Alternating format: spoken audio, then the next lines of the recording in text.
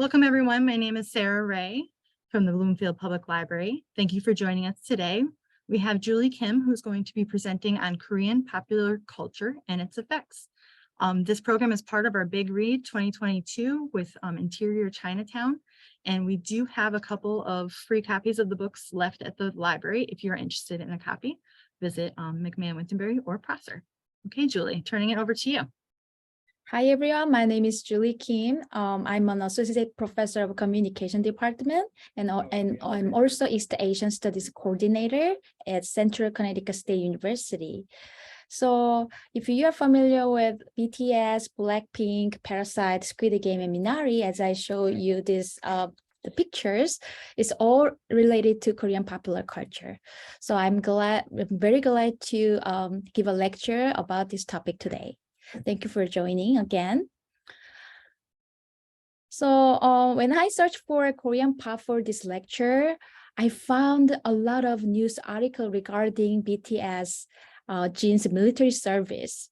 As you see this, they are from very prominent news like BBC, ABC News, Fox News, CNN, and CBS News. And this is just a personal story, but I was so shocking that why this prominent newspaper covers this story. It's like BTS really has become a global celebrity for now. So I'd like to introduce Korean wave or Hallyu. Actually, both terms are the same term. The spread of Korean popular culture overseas is called as Korean wave or Hallyu. In the late 1990s and early 2000s, Korean popular culture swept across Asian countries such as China, Japan, Hong Kong, Taiwan, Singapore, and so on. Beyond the Asian countries, the Korean wave can now be found around the world, including North America, Western Europe, the Middle East, and Latin America. The cultural products include Korean TV dramas, Korean pop music, called as K-pop, films, animation, online games, smartphones, fashion, cosmetic, food, and lifestyles. So Hallyu, Korean wave or Hallyu, the term Korean wave was first used by the Ministry of Culture and Tourism in South Korea when it planned, produced, and distributed a music CD in order to publicize K-pop to neighboring countries in 1999. So as you see this word, Han means Korean and wave means wave. The Ryu means wave. So Hallyu means Korean wave, and Korean words are based on Chinese character like this. So that's why it is the same term, but use a different name. Hallyu, Korean wave, or Hallyu. So the term gained wide popularity since the Chinese newspaper represented the success of Korean singers in China as Hallyu. The term did not denote anything more than the popularity of K-pop in China at its beginning stage, then began to be applied to other genres, notably television series, and to other countries beyond China. And lately, there is a new term was emerged, which is called the New Korean Wave, New Hallyu, or Hallyu 2.0. So the term of the New Korean Wave is described by the increasing role of social media and hybridization of local popular culture between Korean mentalities and American structure and system, and an amended cultural industry policy since 2008. The Korean media coverage distinguishes the Korean wave with the New Korean wave, which indicates the importance of the Web 2.0 in the propagation of the Korean wave out of East Asia. So Psy's Gangnam Style has regarded as the watershed of the New Korean wave, articulating the strategic use of social media of the K-pop industry in the GLG process, which means globalization, localization, and globalization, to maximize their reach and inspire successive K-pop groups in their strategies of globalization. So K-drama. The impact of the Korean wave started with the export of Korean TV dramas. Korean producers made Korean dramas targeting domestic audiences, not targeting international audiences. Korean TV dramas accounted for about 90% of the total TV program exports, and 3 nationwide TV networks such as MBC, KBS, and SBS lead overseas sales for their dramas. China, Hong Kong, Japan, Taiwan, and Southeast Asian countries account for the large share of Korean TV programming sales. Korean dramas are perceived by the Asian audiences to embrace reality by dealing with diverse relationships in the Confucian familiar framework.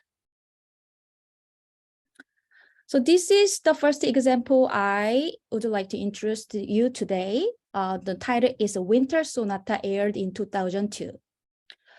The Korean wave reached its peak in Japan when a Korean romance drama, Winter Sonata, became a national phenomenon in 2004 in Japan. This typical trendy drama consists of a love triangle and the tragic destiny of the hero and heroine, acted in beautiful and modern environment, which have attracted especially a female audience longing for love and the Cinderella dream. This drama was particularly mega hit in Japan, where it gained tremendous fandom for years, especially among Japanese middle-aged female audiences. So this is the photo of Winter Sonata. So male actor's name is Yeojin. So the Japanese middle-aged female audiences call him as Yonsama. So sama means respected person. So Yonsama. And the actress name is Choi Ji-woo. So they call her as Jiu-hime. Hime means princess. So I will show you a video how the Japanese fandom was popular at that time.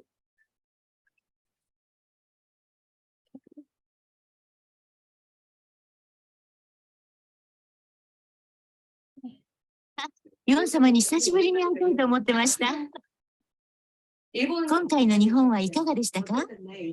So they have a fan.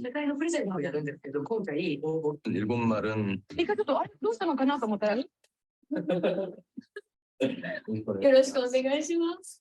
すごい手が大きいです。逆に質問されてしまいました。私ですか？練習をしながらヨン様が現れた。はじめまして。はじめまして、久保純コーナー語。携帯釣り竿。よろしくお願いします。はい、ありがとうございます。もうすごい緊張してるんです。緊張は理解すること。 차라리 정말 죽었더라면 Yeah. So.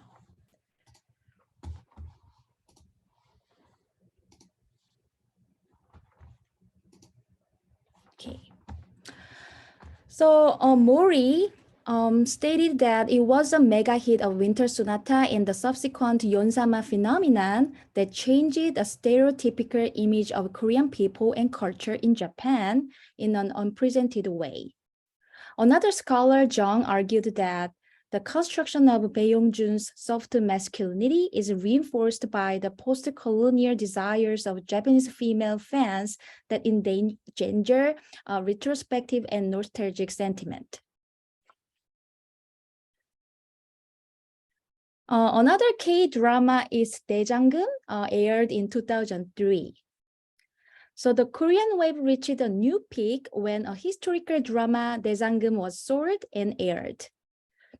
This drama was the most popular among historical dramas, particularly in China, because the Chinese identified similar types of food and medicine in the TV program and their cultural influence in Korean tradition. This drama, upholding the virtues of Confucian values, became the most watched television show in Hong Kong history too. So let me show you this drama.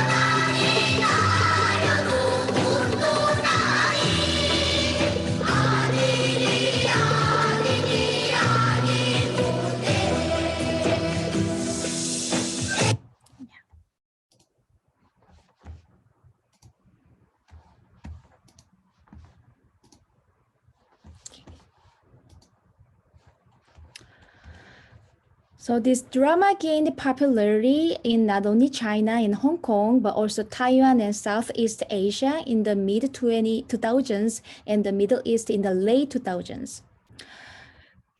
It was reported that this drama is sold to over 120 countries from Asia, Europe, and to the Middle East and South America. Another K-drama is a more recent one, Descendants of the Sun, aired in 2016. The Korean military romance drama has been sold to 27 countries, including the United Kingdom, and translated into 32 different languages. And I think you're familiar with this K-drama, Squid Game, which aired in 2021 in Netflix. So Squid Game, which debuted on Netflix on September 17th in 2021, was watched by 142 million subscription households around the world within 4 weeks of its release, breaking the record for the most viewing by households and the record for most viewing in the shortest time ever.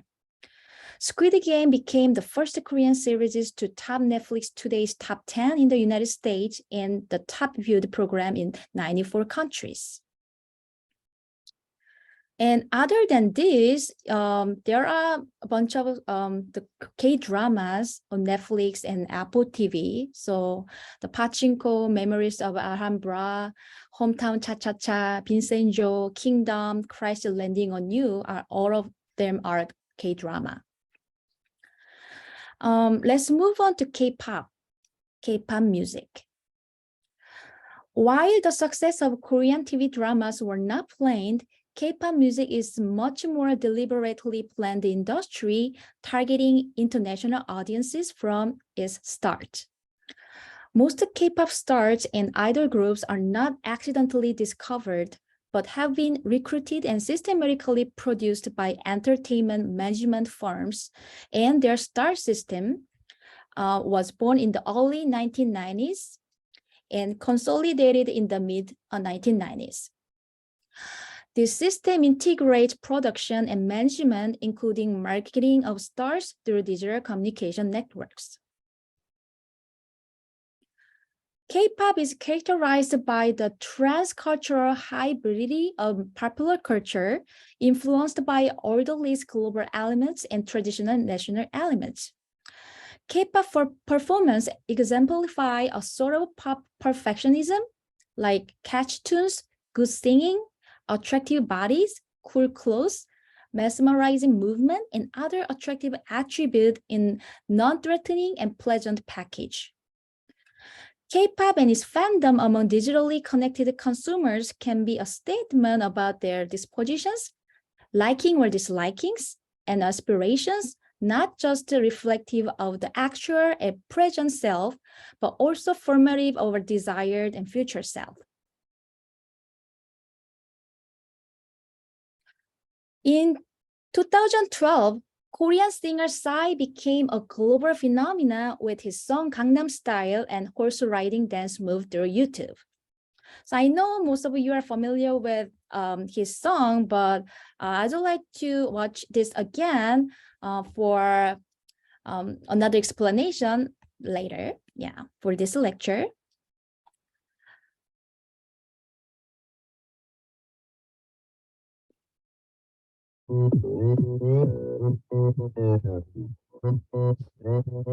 오빤 강남 스타일. 강남 스타일. 씨는 따사로운 인간적인 여자. 커피 한 잔에 여유를 아는 품격 있는 여자. 밤이 오면 심장이 뜨거워지는 여자. 그런 반전 있는 여자. 나는 선호해. 낮에는 너만큼 따사로운 그런 선호해. 커피 식기도 전에 원샷 때리는 선호해. 밤이 오면 심장이 터져버리는 선호해. 그런 선호해. 아름다워 사랑스러워. 그래 너 그래 바로 너 아름다워 사랑스러워.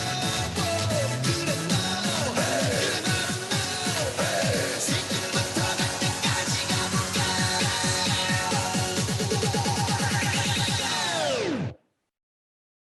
오빤 강남스타일 강남스타일 오빤 강남스타일 강남스타일 오빤 강남스타일 에이 섹시 레이디 오빤 강남스타일 에이 섹시 레이디 성숙해 보이지만 놀 땐 노는 여자 이때다 싶으면 묶었던 머리 푸는 여자 가렸지만 웬만한 노출보다 야한 여자 그런 감각적인 여자 나는 선호해 점잖아 보이지만 놀 땐 노는 선호해 내가 되면 완전 미쳐버리는 선호해 근육보다 사상이 울퉁불퉁한 선호해 그런 선호해 아름다워 사랑스러워 그래 너 그래 바로 너 아름다워 사랑스러워 그래 너 그래 바로 너 지금부터 갈 때까지 가볼까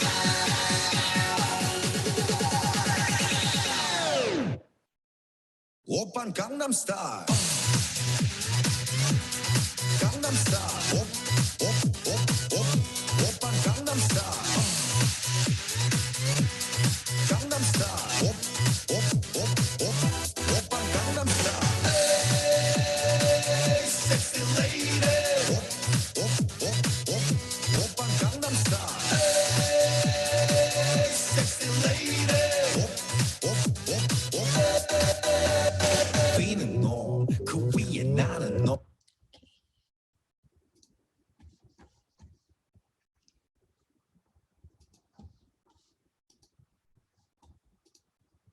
So there's a reason that I show you this video for a long time, not to explain the limitation later. But yeah, hopefully you enjoy this video. So the fans from the local to the international exploit the virtual expense of YouTube to produce or vid short video as an immediate response to Psy's music video on YouTube. So the horse riding dance has been parodied intentionally and viralized textually and algorithmically. So even the politician parodized his dance with the singing for different purpose. So several Korean idol groups such as Girls' Generation, Blackpink, EXO, TWICE, SHINee, and BTS have gone beyond Asia to become globally popular in the 2010s. Especially, BTS performance made another history as the 7-member boy band idol group broke a chart record by climbing to the top of the US iTunes for the first time for K-pop musicians and for songs in a language other than English.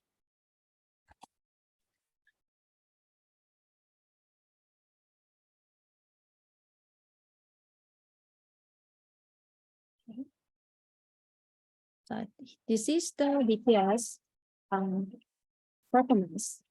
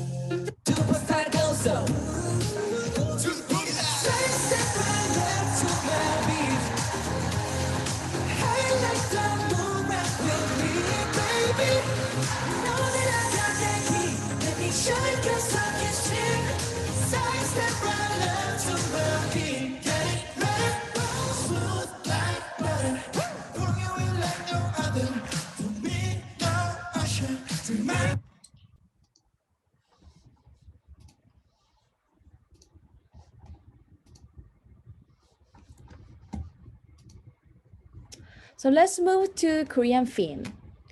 So Korea has a vibrant film industry that has challenged the dominant position of Hollywood films in the domestic market. No cultural alternatives could effectively challenge the hegemony of Hollywood until Korean commercial films began to build its own audience base in the late 1990s. Korean films embraced Hollywood aesthetic, so Korean films display hybridity that equally engages both national identity and global aesthetics, art, and commercialism, conformity, and subversion. So yeah, so I believe most of you know about the Parasite in 2019. This is a Korean black comedy thriller film directed by Bong Joon-ho. And this film won 4 awards at the 92nd Academy Awards, such as Best Picture, Best Director, Best Original Screenplay, and Best International Feature Film as the first non-English language film. And Minari is an American film about a family of Korean immigrants who immigrated to the United States in the 1980s and create a farm in the countryside. This film won the U.S. Dramatic Grand Jury Prize, the U.S. Dramatic Audience Award, and the Golden Globe Award for Best Foreign Language Film. Yoon Yeojin won the Best Supporting Actress Award at the 93rd Academic Award as the first Korean female actress. Korean online games. The export of Korean online games has far exceeded that of other cultural sectors such as TV dramas, K-pop music, and films. Since the mid-1990s, the Korean government's neoliberal cultural policies have supported the globalization of the game industry in the context of competitive market structure and the rapid development of information and communication strategies. In the process of competing and collaborating with Western game developers, the Korean online game industry has adopted hybridization strategies in both structure and content.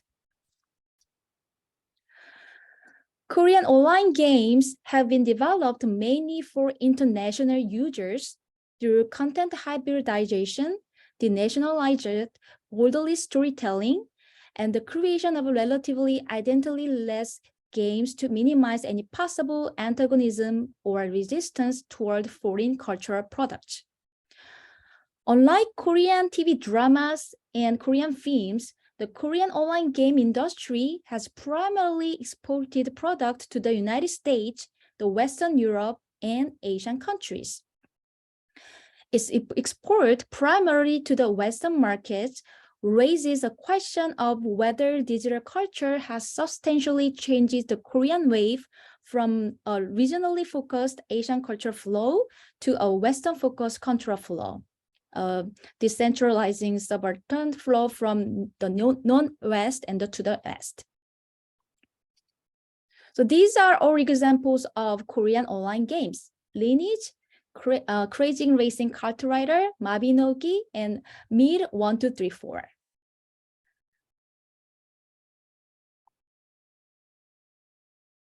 The global expansion of the Korean wave.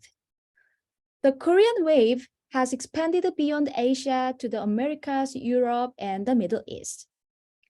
The trend is spreading through digital social networking services facilitated by the provision of information in English. While the rise of satellite broadcasts fueled the spread of the Korean wave in the 1990s, social networking services and video sharing websites such as YouTube, Facebook, Twitter, and smartphones are now playing a primary role in expanding digital Hallyu to Asia, the United States, Europe, and elsewhere. The internet and the social media aided fans' participatory culture and voluntary labor in prompt uploading, forwarding, and sharing with wider audiences. Marginal, largely invisible, yet devoted fans actively shaped the Korean wave's staying power. The power of digital fan labor encourages fellow fans and new users to participate in transnationally imagined fan communities. The multi-faced digital fan culture in various locations implies that the Korean wave is not simply a flow that originated from Korea and transnational corporate, but it is a multi-directional flow and a highly interactive ongoing process that is created and possibly sustained by digitally empowered fan consumers. The fans, whether of ethnic Korean backgrounds, turn to social networking services to proclaim their devotion and may further enact the fantasies of these imagined worlds through language learning, travel to Korea, and the purchase of Korean cultural products and web chat on the internet discussion board.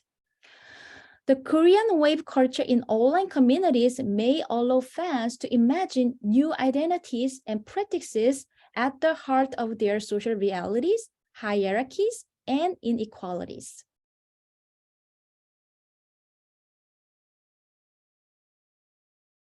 So let's think about the effect of the Korean wave. We are thinking that soft power is the result of the Korean wave. Soft power means the ability to attract and influence international audiences without coercion. The Korean wave is not just a cultural phenomenon, but fundamentally about the creation of soft power, national branding, and sustainable development. The growing export of Korean media culture has improved the national image and led to heightened awareness of general Korean products. Overseas sales of Korean consumer goods, including television, mobile phones, cars, clothing, and cosmetics, have risen from the strategic appropriation of the Korean wave. The Korean wave triggered a drastic increase in foreign tourists wishing to know and experience Korea. According to Korean Ministry of Culture, Sports, and Tourism in 2016, before COVID, about 13 million foreign tourists visit South Korea, and 2/3 of the visitors are influenced by the Korean wave. Each year, about 100,000 international students come to South Korea to learn the Korean language, and a significant motive is their sudden interest in South Korea generated by the Korean wave culture. With the rapid media globalization and the widespread use of information and communication technologies, information is power, and modern information technology is spreading information more widely than ever before in history, and therefore, soft power is becoming more important than in the past. In the past, national images of South Korea were negatively associated with the demilitarized zone, division, and political disturbance. But now such images are gradually giving way to the vitality of trendy, transnational entertainers and cutting-edge technology.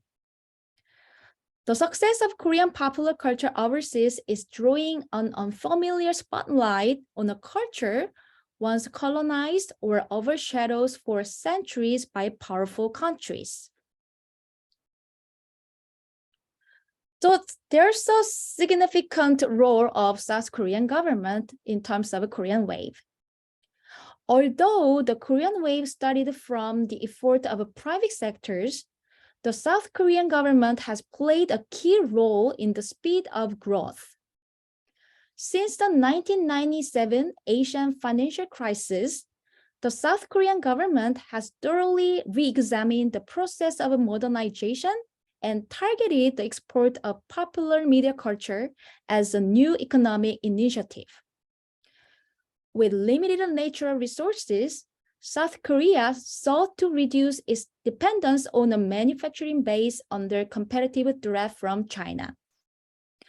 Therefore, the Korean government has striven to capitalize on Korean popular culture and given the same national support in export promotion that was once provided to electronics and cars.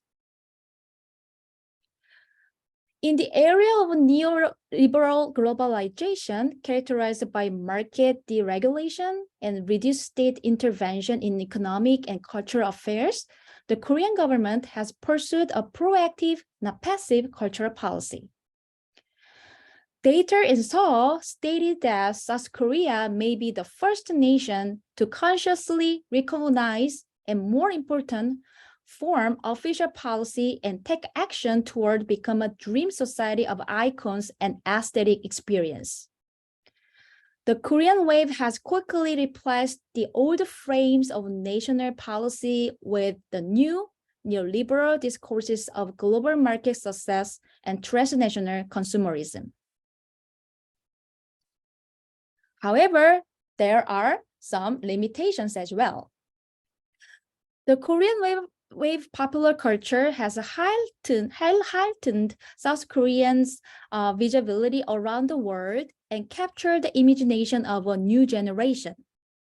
However, this visibility and awareness does not necessarily lead to an increase in in-depth understanding of Korean culture and society. Many people around the world are still unaware of Korean culture, such as traditional arts and Korean traditional values. For example, the success of K-pop, K-dramas, K-films can create a very partial and distorted picture of South Korea. Instead of a greater understanding of largely marginalized ethnic populations or between different cultures, the Korean wave leads to a new version of Orientalism and unintentionally reinforce the existing unequal relations of power and deep-rooted racial imaginings. For example, visual images of Psy in Gangnam Style, including the two males dancing wildly, fit with familiar stereotype of Asian males as sexually unthreatening and comical. The unthreatening and often ambivalent sexuality is an embodied feature of K-pop male stars whose sexuality is described as a man's body with a boy's face, an angelic face and a killer body, or a cute face and a sexy body. K-pop female idols inevitably are placed within the entanglement of race and sexuality in the Western imagination of Asian women as being docile, cute, sexy, vulnerable, and playful. Also, the aspirations behind the national government's efforts to use popular culture and the impact of the asymmetrical cultural flows are limited by the fragmented nature of global audiences who respond differently by the audience reception as a contested site of negotiation event by the possibility of resistance and subversion. And this limitation is evident in anti-Korean wave movement in Japan, China, Taiwan, Singapore, Thailand, and so on. For example, those with anti-Korean wave sentiment toward not only the Korean wave fans, but also TV stations and publishers saw the government as the enemy and argued that they had forgotten patriotism by devoting themselves to the Korean wave.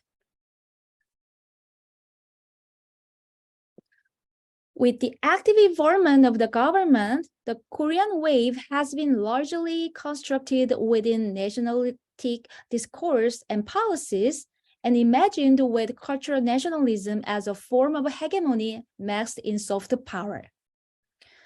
This Korean version of nationalistic and expansionistic cultural policy has a tendency to develop into another form of hegemonic cultural imperialism in the region.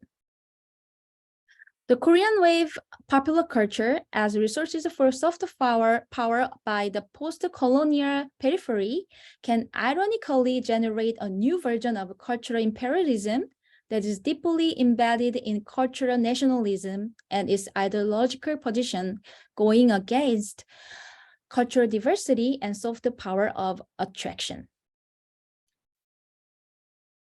So instead of ending with limitations only, I'd like to introduce some South Korean cultural values because that's also relevant to the Korean wave.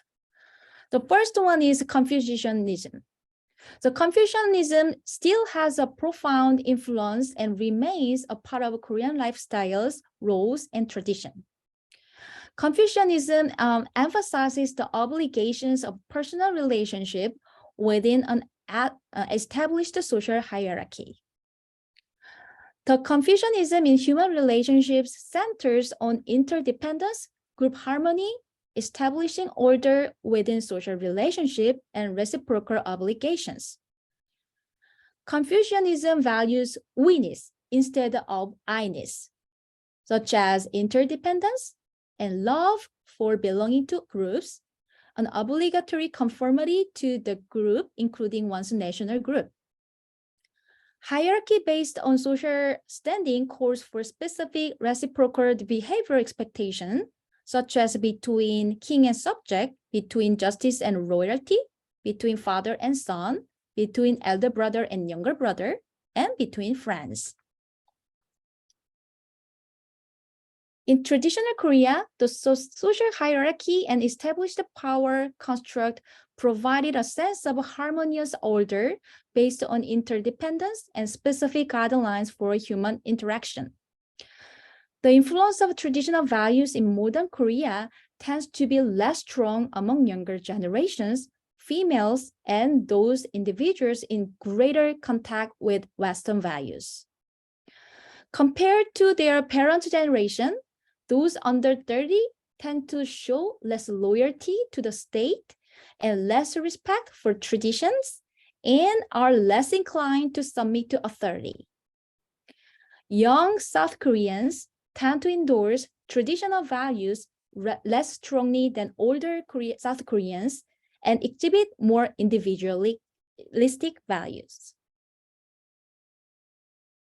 And second, South Korean cultural values is Jong. The Korean culture is often called a culture of Jong, which has no corresponding word in English language. Jong refers to a culture-specific emotion described as the affective bond that unites and integrates a group of people together. It helps bridging the psychological gap between different individuals through a lingering feeling attached to people, objects, places, or anything else individuals have come in contact with or experienced in their lives. Jong is different from altruism. Jong implies that people are sensitive to and are aware of each other's thoughts, feelings, or emotions, but this does not imply that they verbally express or reveal their inner feelings, preferences, or expectations. So this picture is the advertisement of this chocolate, the cookie company. So it is saying that I am your Jong. This concept flows the Confucian ideology and goals that individuals should cultivate throughout their whole lives: generosity, rationalness, courtesy, and wisdom. Korean culture takes a socially oriented view of self, where the individual mind should be congruent with societal norms and expectations. This perspective sees the individual as being part of the whole, and the relationship of we-ness is characterized by self-sacrifice, a strong sense of bonding, unconditional friendship, and exclusive favoritism.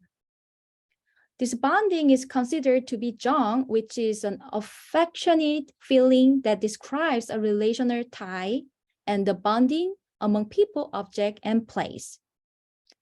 This suggests that Korean communication styles tend to take on non-confrontational styles, valuing harmonious relationships and hierarchical status. And another South Korean cultural values is cheomyeon. Cheomyeon, or social face, has been considered to reflect Korean culture and social behavior. The word cheomyeon consists of che, which means body, and myeon, which means face, body and face. Cheomyeon is described as collective image or representation that one person values and shares with others. Cheomyeon in Confucian cultures is directly linked to the Confucian understanding of humanity and is part of the standard of being human. According to the Confucian model of the ideal person, losing social face results in a sense of shame. It is especially more important to people of high status and is regulated by social norms. Cheomyeon does not merely indicate an individual's social role and position, but also has connotations of an individual's prestige, dignity, honor, and reputation. According to Che and Yu, cheomyeon is lost when people violate the rules of norms suitable to their social status and position, like when one misconducts oneself, when they fail to show ability commensurate with their social status and position, such as when professors lack their knowledge, and when people behave inappropriately considering their social status and position, for example, when one's weakness is open to another's. So South Koreans think of face when they interact with others, when they appear in public, when they choose their associate, and when they choose their occupation. And last South Korean cultural value is nunchi. Nunchi refers to being quick-witted or being able to quickly grab the situation without being told. South Koreans define nunchi as the sense of eye or mind reading. It's very essential and necessary component of Korean communication. Someone with nunchi is supposed to discover another unspoken hidden agenda, paying close attention to the speaker's nonverbal cues, reading between the lines, and finally responding appropriately given the context. Nunchi is a style of high context communication and is often used to interpret and comprehend another's thought, intentions, feelings, and desires that are seldom verbally expressed. Nunchi is a nonverbal way of reading situations so that misunderstandings can occur when one party does not understand or is not familiar with the concept of nunchi.